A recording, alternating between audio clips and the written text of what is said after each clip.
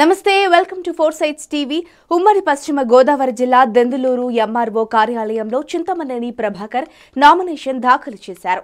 నియోజకవర్గం నలుమూలల నుంచి అభిమానంతో వేలాదిగా తరలివచ్చిన నాయకులు, కార్యకర్తలకు, అభిమానులకు ఆయన కృతజ్ఞతలు తెలిపారు. మీ అందరి ఆశీస్సులతో విజయం సాధిస్తానని, దెందులూరు ఎమ్మెల్యేగా మూడోసారి అసెంబ్లీలోకి అడుగు పెడతానని అన్నారు. నియోజకవర్గం అస్తవ్యస్తంగా తయారైందని, ఉమ్మడి ప్రభుత్వం అధికారంలోకి రాగానే నియోజకవర్గంలోని అన్ని గ్రామాలకు సాగునీరు, త్రాగునీరు అందిస్తారని చెప్పారు.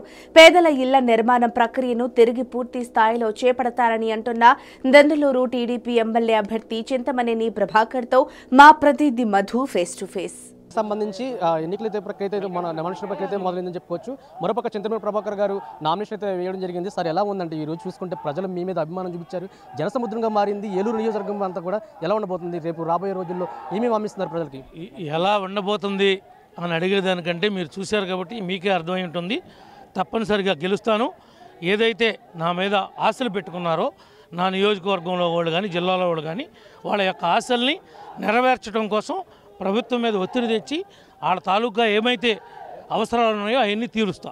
జగన్మోహన్ రెడ్డి కేవలం చింతమనేని ప్రభాకర్ని ఓడిస్తానని చెప్పేసి 175 కూడా కొట్టే అవకాశం ఉందని చెప్తున్నారు కదా, ఏమంటారు దాని నుంచి? ఆడ పిచ్చోడు 100 మాటలు మాట్లాడతాడు. ఏదో ఒకసారి జనానికి తెలియకుండా తగిలింది కానీ రాయి అత్తమానం తగులుద్దా పిచ్చోడికి? కేవలం టీడీపీ వాళ్ళే రాయి కూడా విసురుతున్నారు, జగన్ మీద కేవలం దాడులు చేపిస్తున్నారని చెప్పేసి అంటున్నారు కదా. అవన్నీ అబద్ధాలు.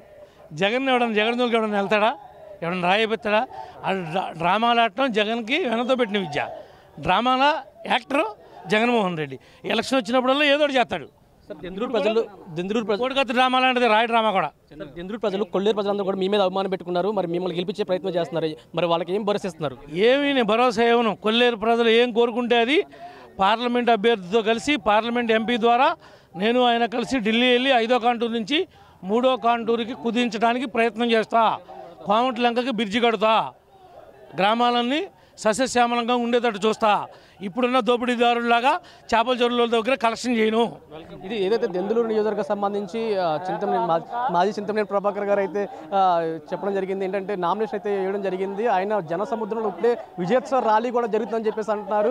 మరోపక్క కొల్లేరు ప్రజలందరికీ కూడా హామీలు ఇస్తున్నాను, ఖచ్చితంగా కొల్లేరు ప్రజలందరినీ కూడా అండదండలుగా నిలబడతానని చెప్పేసి అంటున్నారు. ఏదేమైనా దెందులూరు నియోజకవర్గం నుంచి ఈసారి నేను ఖచ్చితంగా నెగ్గే అవకాశం ఉన్నాయి, ఖచ్చితంగా నెగ్గి చూపిస్తాము, సీటు గెలిచి చూపిస్తాం, చంద్రబాబు నాయుడుకి గిఫ్ట్కి ఇస్తానని చెప్పేసి చెప్పడం జరిగింది. కెమెరామెన్ రాజుతో మధు, పశ్చిమ గోదావరి జిల్లా.